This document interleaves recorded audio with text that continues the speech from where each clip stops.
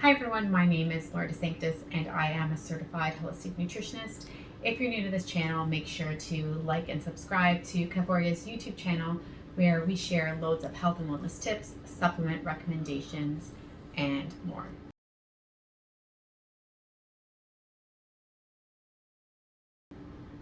So we're going to be talking about monkeypox. It's a really hot topic and cases of monkeypox in Canada are now under investigation as outbreaks spread across Europe and the United States. Health officials are now investigating more than a dozen cases in Canada, which can be deadly for up to 1 in 10 people. So what are the symptoms of monkeypox? We're going to be talking about that and then some preventative measures. So symptoms of monkeypox can be fever, chills, headache, swollen lymph nodes, exhaustion, and lesions. But usually that telltale sign will definitely be swollen lymph nodes. So what is monkeypox? It's not exactly clear how the people who came down with monkeypox got infected, but monkeypox is a viral transmission. It's largely transmitted by contact with infected animals, specifically rodents, and rodents are the major source of this viral infection. The Center for Disease Control in the United States has identified 2 distinct strains of monkeypox. And according to health officials, genetic analysis of recent cases suggests that the virus may be circulating undetected. There may also be community transmission happening in parts of the US where the virus has not been identified. The CDC says more cases will likely be reported. Now, there are at least 20 confirmed in the United States, and Canada has confirmed about 77 cases. There are 2 strains of monkeypox. One is the Congo strain, and the second is the less severe West African strain. The CDC has said they detected 2 strains in the United States, and the CDC genetically analyzed the samples in the United States, and based on the CDC findings, there's multiple outbreaks of monkeypox that can happen to be going on at the same time. So this suggests that the virus, rather than escaping from Western Africa once and causing this global event, there is actually multiple escapes. This also suggests that this virus is circulating very widely in Western Africa, but also we should expect things like this to keep happening. Because if the virus should escape multiple times within a short period of time, it can continue to do so. So we have to control it in North America at the source. And the strains of monkeypox are not mutating in the similar case of COVID, where there were more strains that were more infectious. So prior to this, most cases of monkeypox were confined to a small geographic area, and we didn't see monkeypox in Europe or North America very often. There was a big outbreak back in 2003 in the US. While there were isolated cases, they were linked to travel and didn't end up causing any human infection. So how do people get monkeypox? Usually it's in contact with infected animals, whether it would be handling them or a bite from them or consuming or preparing meat from these animals. It can be inoculated through human skin, through contact with infectious materials, through anywhere on the skin where there is an impaired barrier such as a bite, scratch, or any type of skin trauma. So it is transmitted from animals to humans. But one important thing to note is that it can also be transmitted from humans to humans through large respiratory droplets, which is what you would come in contact with if you're in close proximity to someone's face. It also can be transmitted through surfaces that are contaminated, sheets or linens as well. And a risk factor for humans to human transmission would be in a crowded living area or crowded living conditions, areas where there are poor hygiene. And it primarily happens in the rainforests, though, of Central and Western Africa. People are becoming infected with this as a result of handling rodents. So let's talk about infection. In 2022, we're seeing a lot of new cases popping up around the world. And after you're infected with monkeypox, it takes anywhere from about 4 to 20 days to start developing symptoms. On average, about 12 days. And then you develop a flu-like illness. So how it starts is it starts with a fever and profuse night sweats. You may have muscle pain, body aches, headaches, and even a sore throat. But one of the hallmark features of monkeypox and about 2 to 3 days of developing a fever, you're going to have really large and prominent lymph nodes. So this is a telltale sign that you could have monkeypox, specifically in your neck and under your jaw. And the lymph nodes get to be a couple of centimeters in size. The rash in monkeypox develops in 1 to 10 days of getting a fever. It starts on the face and then spreads to involve the rest of the body. This rash evolves from flat lesions, which are called macules, to ones filled with yellowish fluid called pustules. So it's going to look like a lot of pus before drying up and falling off. And these symptoms are a lot milder than smallpox. A lot of people saying, is this smallpox? So these are different symptoms. But the spots follow a very predictable course. So they start out as small red spots and then they turn into bumps. And those bumps turn into these little blisters. And what happens is these blisters fill up with that pus and then they sink into the center. This crusts over and then it flakes off. So this whole process, along with that time, it's eventually about 2 to 3 weeks. The rash completely crusts over, flakes off, and goes away. But it involves your face, your torso, arms, back, palms, and soles of your feet. And it could also involve the scalp. In some cases, the rash can be itchy but not painful. And you can also get a bacterial infection on top of the rash if you continue to scratch it, because that area is an impaired skin barrier. So you can be more prone to infection if you continue to scratch that rash. If it is painful, there can be bacterial infection over the rash.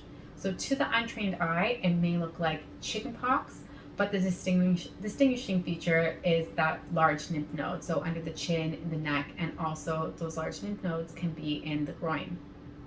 So when you have this rash and someone gets in contact with the skin lesions, the blister fluid, they can get that rash as well. So it is contagious, it is infectious at that point. But once all the bumps of the rash have crusted over, it is no longer contagious. So why is this happening now? A lot of us are asking this question. And when we look back, cases of monkeypox have been rising in Central and Western Africa, actually prior to COVID. And when we talk about cases, we're talking about cases not just confined in Central and Western Africa, but parts in the Middle East and now parts of Europe, parts of North America. So we have the sustained transmission, not just in Africa, but globally. And public health measures have to be applied globally, so we're seeing a lot of cases happening. Now, this is a problem we can't ignore according to the CDC. And monkeypox exists, so we have to deal with it at the source, whether that means vaccinating people. Monkeypox is a zoonotic disease, meaning it spreads from animals to humans. It was first discovered in monkeys in 1958, but the first human case occurred in the Democratic of Congo in 1970. The disease has primarily remained in Central and West Africa. But note that these cases of monkeypox have occurred after people have traveled to these countries or animals were exported from them. So in this current outbreak, scientists have yet to find links to any travel or any other cause. One pattern scientists have discovered is that actually most cases have occurred in men who have sex with men. While this isn't necessarily a sexually transmitted disease, transmission requires close contact. And this happens when bodily fluids or lesions of an infected individual come in contact with someone's broken skin, or the respiratory tract or mucous membranes like the eyes, the nose, and the mouth. But note that there is no approved treatment, and there are effective prevention methods such as vaccines and the isolation of infected individuals. But we can make an update of this video as soon as we know more about monkeypox. So let's talk about prevention, and there are a number of measures that can be taken to prevent infection with the monkeypox virus.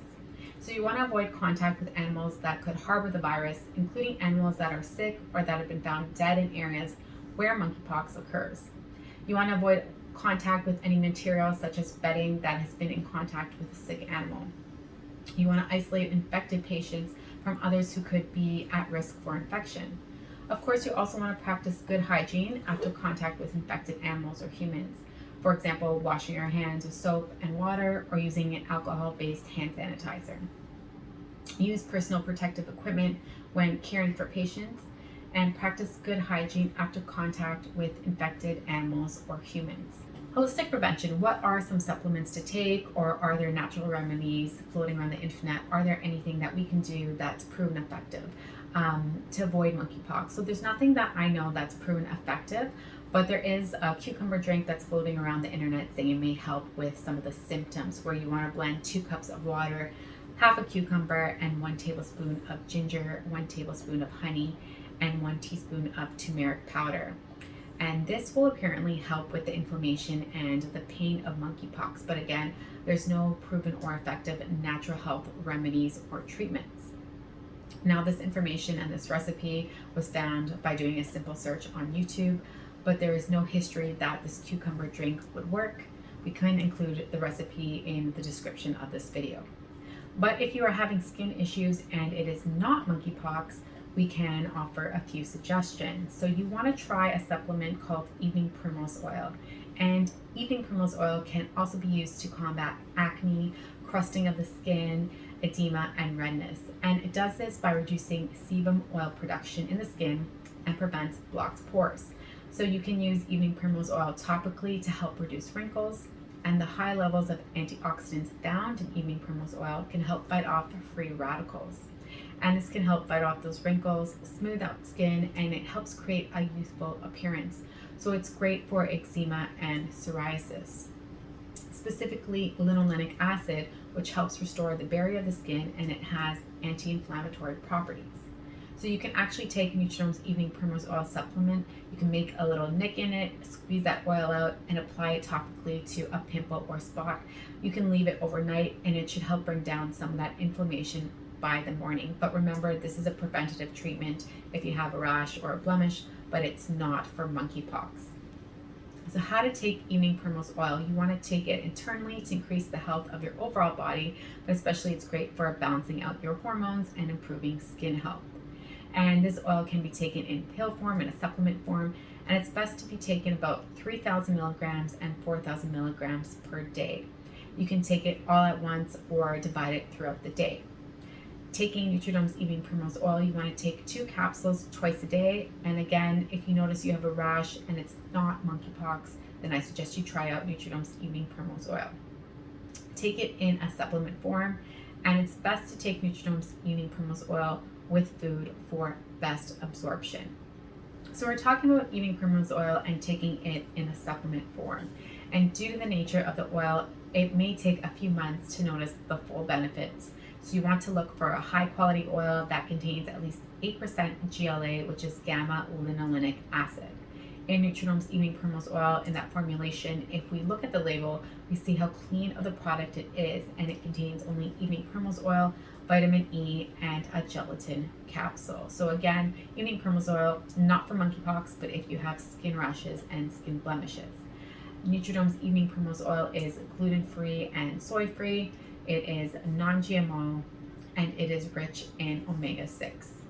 Nutrinome's evening primrose oil is high in gamma linolenic acid, and it is ideal also for a women's health supplement. So you can apply the oil topically to the skin and the hair, but in order to receive the benefits of evening primrose oil, it should be taken consistently for a period of at least 2 months.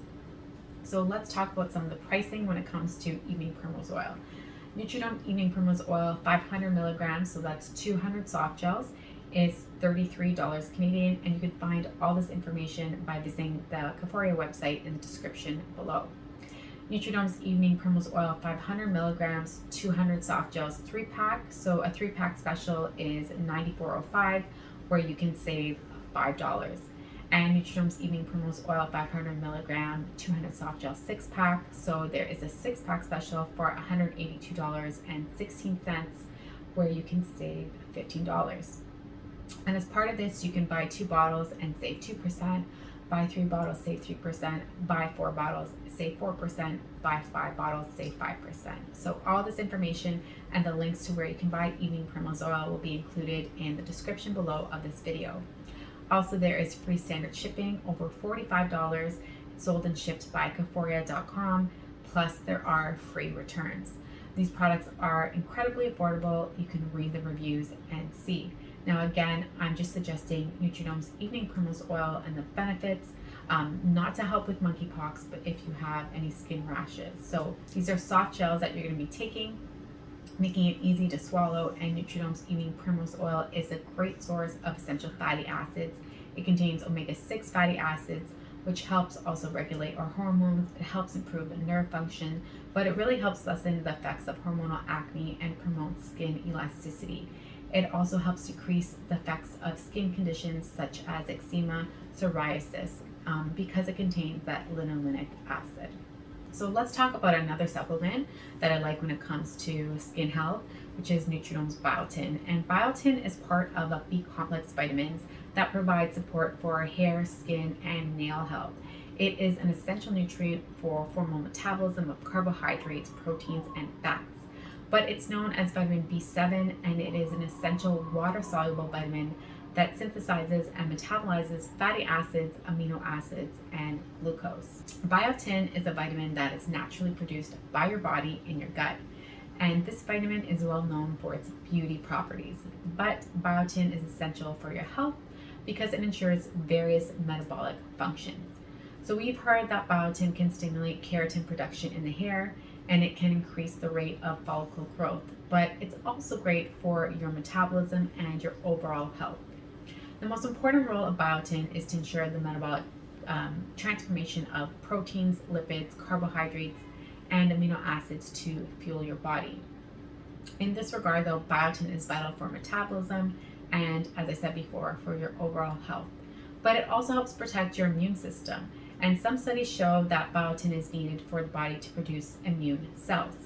Why I suggest biotin is that biotin helps protect the skin and mucous membranes from oxidation.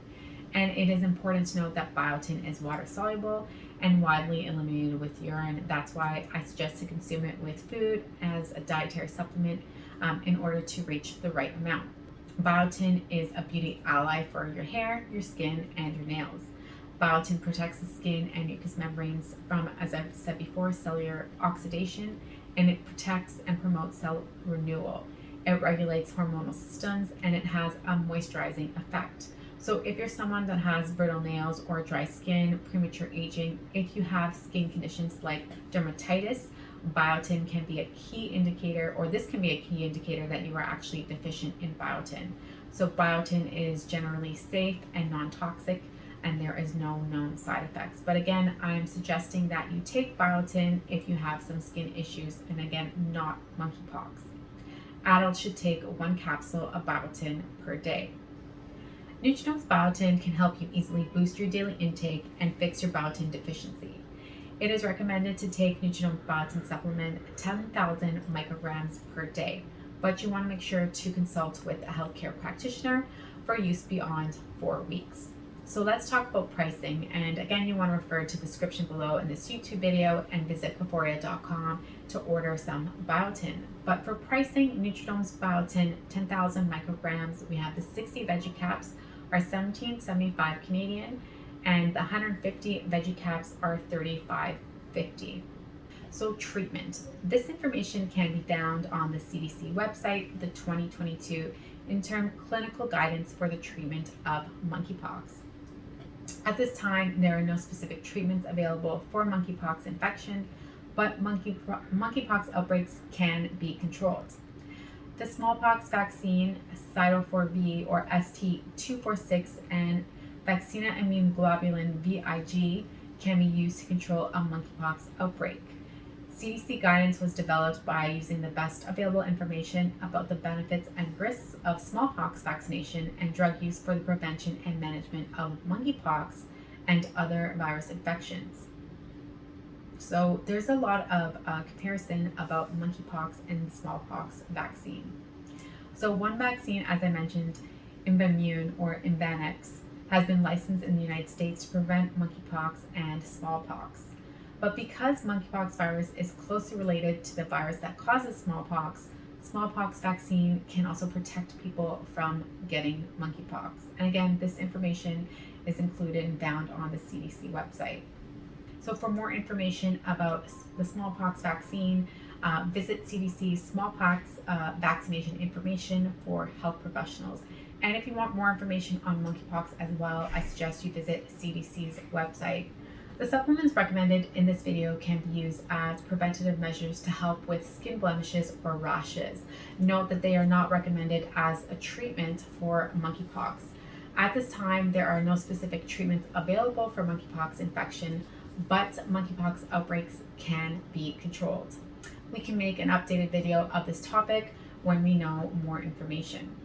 Don't forget to subscribe and click the bell icon so you're notified every time we upload a new video on our YouTube channel. So why join Caforia? Join Caforia.com and save. I'm going to include the link in our bio here or in our description so you have more information as to where to get the 2 supplements that I suggested. As part of joining the Caforia Online Nutrition Market, you will receive $10 off your first order. Sign up today and get automatically $10 off for any product that you purchase. Plus, get free shipping. So free shipping for orders over $45. You're going to receive vitamins and supplements right at your door with no extra costs. And you can collect points for every purchase and redeem them for a product. So for every $1 spent, you're going to receive 100 points.